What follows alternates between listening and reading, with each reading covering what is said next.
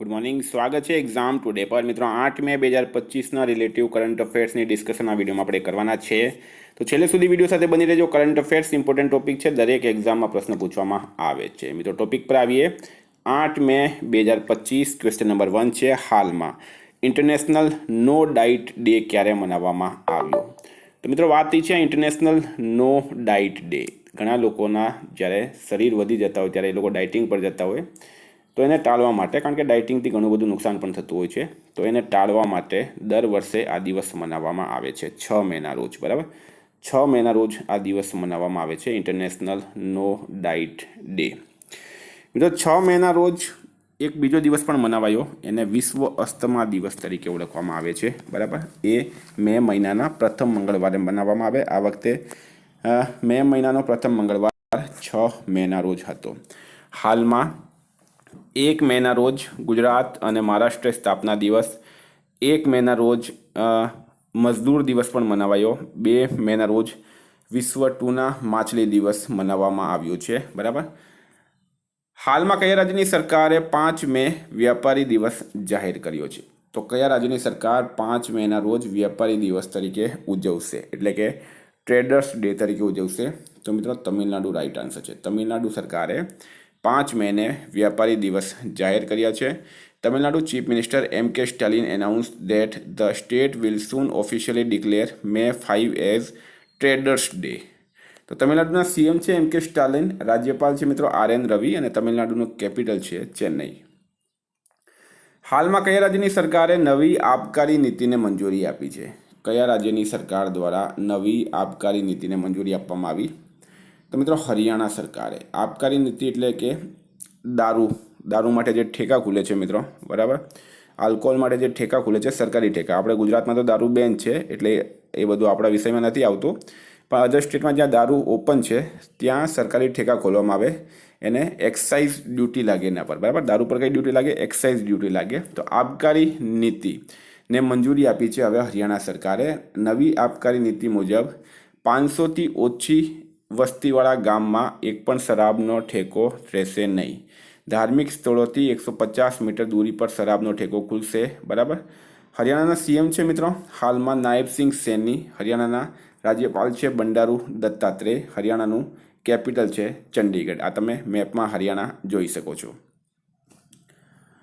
વિદ્યાર્થી મિત્રો, specially Gujarat police constable exam આવી રહી છે, બેલીપ એક્ઝામ આવી રહી છે, સાથે તલાટીની એક્ઝામ આવી રહી છે. તો આપણે એક્ઝામ ટુડેનું 6 મહિનાનું હવે કરંટ અફેર લોન્ચ કર્યું છે. બરાબર, છેલ્લે તો 6 મહિનાના કરંટ અફેર્સમાં તમને IPL 2025, બજેટ 2025, GI-ટેગ, બદલાયા નામ, વર્તમાન પદાધિકારી, પુસ્તક લેખક, company CEO, brand ambassador, Ayodhya GK, economic current, olympic, paralympic, sports current, champions trophy, Padma awards 2025.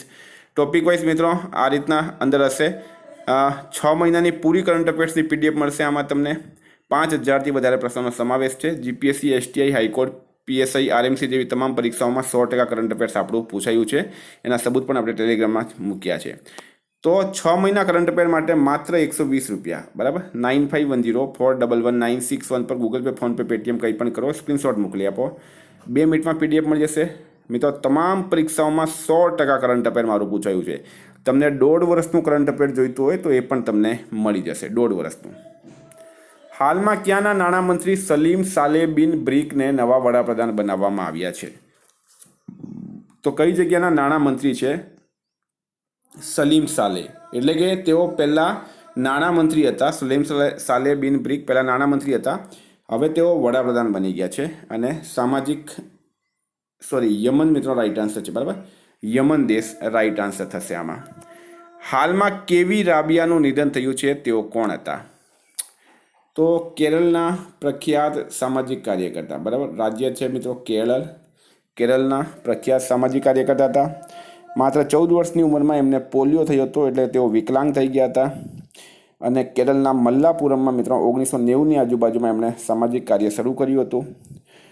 એમની ઓટોબાયોગ્રાફીનું નામ છે ડ્રીમ્સ હેવ વિંગ્સ, એટલે કે સપનાઓને પંખ હોય છે, ડ્રીમ્સ હેવ વિંગ્સ. બરાબર, એમને પદ્મશ્રી વર્ષ 2022માં આપવામાં આવ્યો. પદ્મશ્રી ક્યારે આપવામાં આવ્યું? વર્ષ 2022માં એમને પદ્મશ્રીથી સન્માનિત કરવામાં આવ્યા. હાલમાં ભારત અને કયા દેશે HADR અભ્યાસના માધ્યમથી રક્ષા સંબંધોને મજબૂત કર્યા છે? ભારત અને કયા દેશે HADR અભ્યાસના માધ્યમથી રક્ષા સંબંધોને મજબૂત કર્યા? તો મિત્રો રોમાનિયા રાઈટ આન્સર છે, બરાબર. સોરી, માલદીવ રાઈટ આન્સર છે. ભારત અને માલદીવે HADR એટલે કે humanitarian assistance and disaster relief, humanitarian assistance and disaster relief, બરાબર, HADR અભ્યાસના માધ્યમથી રક્ષા સંબંધોને મજબૂત કર્યા છે માલદીવ અને ભારતે. મિત્રો માલદીવનું કેપિટલ છે માલે. માલદીવના પ્રેસિડેન્ટ છે હાલમાં મોહમ્મદ મોઇઝુ. માલદીવની કરન્સી છે માલદીવિયન રૂપિયા, બરાબર, રૂપિયા. આ તમે મેપમાં માલદીવ જોઈ શકો છો. ક્યાં આવેલું છે મિત્રો? આ છે મિત્રો ભારત અને અહીંયા આવેલું છે આ માલદીવ. હાલમાં કયા દેશના વડાપ્રધાન માર્સેલ સિયોલાકુએ રાજીનામું આપ્યું છે?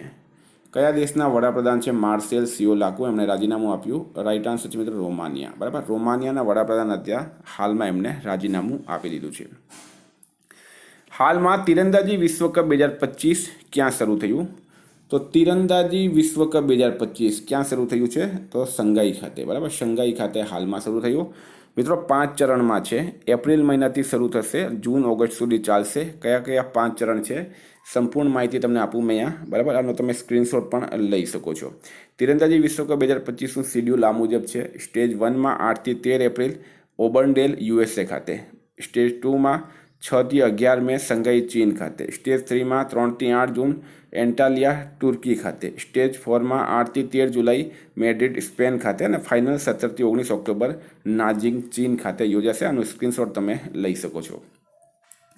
હાલમાં ચર્ચામાં રહેલ S-400 ડિફેન્સ સિસ્ટમ ભારતે કયા દેશ પાસેથી ખરીદ્યો? તો મિત્રો હાલમાં જે રીતનો માહોલ છે તમને બધાને ખ્યાલ હશે, બહુ વધારે કંઈ વાત કરવાની જરૂર નથી. અને આપણે 4 વિડીયો અપલોડ કર્યા છે ઓલરેડી, જેમાં સિંધુ જળ સમજોતા શું છે, બરાબર, ઓપરેશન સિંદૂર અને ભારત પાકિસ્તાન યુદ્ધ જીકે સાથે સિમલા કરાર, બરાબર, બધા જ વિડીયો અપલોડ થઈ ગયા છે. આવનારી તમામ એક્ઝામ માટે વેરી ઇમ્પોર્ટન્ટ રહેશે.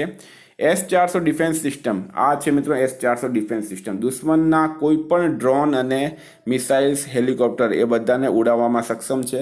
ભારતે એને રશિયા પાસેથી ખરીદ્યું હતું. કોના પાસેથી? ભારતે એને રશિયા પાસેથી ખરીદ્યું હતું મિત્રો, બરાબર. એના વિશે માહિતી આપું મિત્રો તમને. તો એનું નામ આપવામાં આવ્યું છે સુદર્શન ચક્ર. શું નામ આપવામાં આવ્યું? સુદર્શન ચક્ર. જો તમને ડિટેલમાં માહિતી આપું, લખેલું છે આપણે બધું.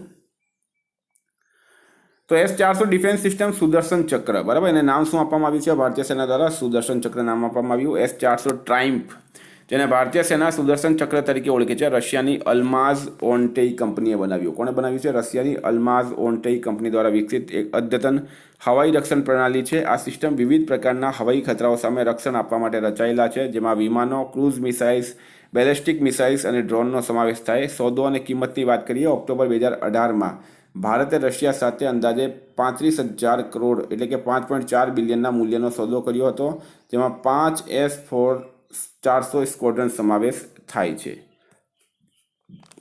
હાલમાં તાઇપે ઓપન બેડમિન્ટન ટુર્નામેન્ટ 2025 ક્યાં શરૂ થયું?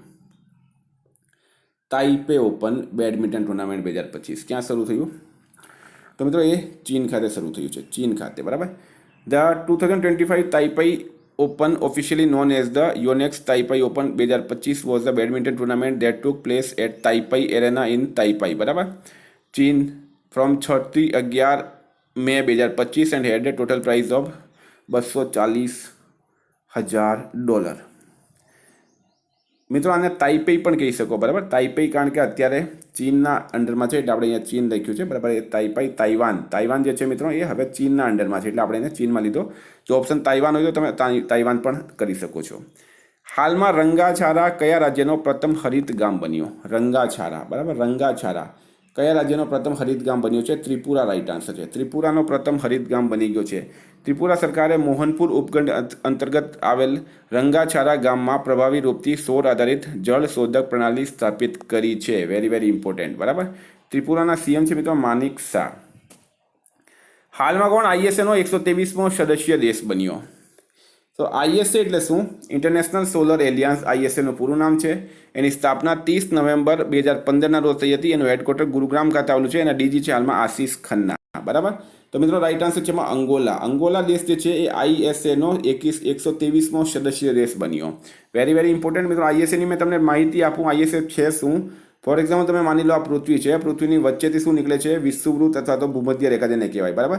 ઉપર છે મિત્રો કર્કવૃત્ત અને નીચે છે મકરવૃત્ત. તો આ બંને કર્કવૃત અને મકરવૃત 23 વર્નાભ આ છે મિત્રો, 23 વર્નાભ આ છે બરાબર. આ બંનેની વચ્ચે સૂર્યના કિરણો સીધા પડે તો આ સૂર્યના કિરણો જે છે મિત્રો એના પ્રકાશનો ઉપયોગ કરવા માટે ISAની રચના કરવામાં આવી હતી. હાલમાં કોની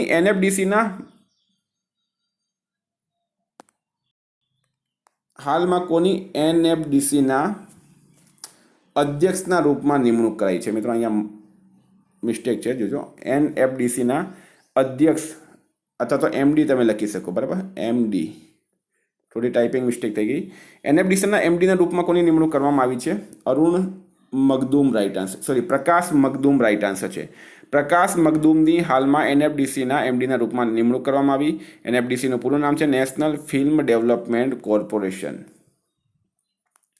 હાલમાં ક્યાં ત્રિશુર પૂરમ ઉત્સવ શરૂ થયું છે? ત્રિશુર પૂરમ ઉત્સવ ક્યાં શરૂ થયું? પ્રશ્ન છે ત્રિશુર પૂરમ ઉત્સવ ક્યાં શરૂ થયું? તો મિત્રો કેરળ રાઈટ આન્સર છે. કેરળ ખાતે હાલમાં ત્રિશુર પૂરમ ઉત્સવ શરૂ થયું. ત્રિશુર પૂરમ ઉત્સવ કેરળ રાજ્યના ત્રિશુર શહેરમાં ઉજવાતો ખૂબ જ પ્રસિદ્ધ અને ભવ્ય મંદિર ઉત્સવ છે. આ ઉત્સવ ખાસ કરીને વડકુનાથન મંદિરમાં યોજાય છે અને તેને કેરળનો ફેસ્ટિવલ ઓફ ફેસ્ટિવલ્સ તરીકે પણ ઓળખવામાં આવે છે બરાબર. કેરળના CM છે મિત્રો પિનરાઈ વિજયન. હાલમાં કેપિટલ છે તિરુવનંતપુરમ. હાલમાં સરકારે કયા શહેરોમાં સારી કનેક્ટિવિટી માટે ગ્રીનફિલ્ડ એરપોર્ટને મંજૂરી આપી છે? તો મિત્રો 2 એરપોર્ટ છે એવા, એક છે કોટા, બીજું છે પુરી બરાબર. કોટા અને પુરી. પુરી ક્યાં આવેલું છે મિત્રો? ઓડિશા ખાતે બરાબર. અને કોટા આવેલું છે રાજસ્થાન ખાતે. કોટાને શૈક્ષણિક નગરી તરીકે ઓળખવામાં આવે. જેટલા પણ PMT AIEEEના કોચિંગ્સ છે મિત્રો બરાબર, એન્જિનિયરિંગ IIT માટે જે કોચિંગ્સ છે JEE માટે, એ કોટામાં મોટા ભાગના કોચિંગ સેન્ટર આવેલા છે. આખા દેશમાંથી જે સ્ટુડન્ટ છે કોટા ભણવા જતા હોય. તો પુરી અને કોટાને સારી કનેક્ટિવિટી માટે ગ્રીનફિલ્ડ એરપોર્ટને મંજૂરી આપવામાં આવી. કેન્દ્રીય નાગરિક મંત્રી કોણ છે હાલમાં? શ્રી રામમોહન નાયડુ બરાબર. હાલમાં કોણે ભારત ટેલિકોમ 2025ના 22મા સંસ્કરણનું ઉદ્ઘાટન કર્યું છે? જ્યોતિરાદિત્ય સિંધિયા રાઈટ આન્સર છે.